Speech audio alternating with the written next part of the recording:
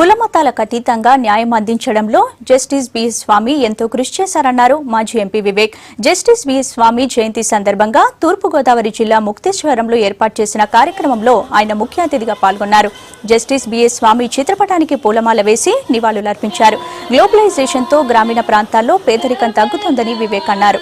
బడుగు బలహీన వర్గాల ప్రజలు కలిసికట్టుగా పనిచేసి అభివృద్ధి సాధించాలని కోరారు.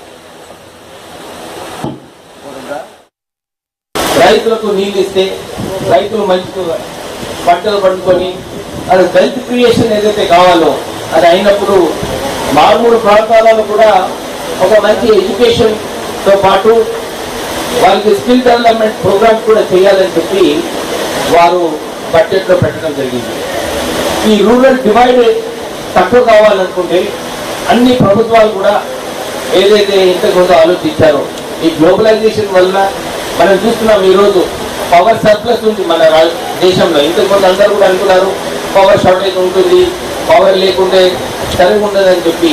కానీ కొన్ని సంవత్సరాలలో మన దేశము పవర్ సర్ప్లస్ అయ్యే రోజులు ఉంటాయి.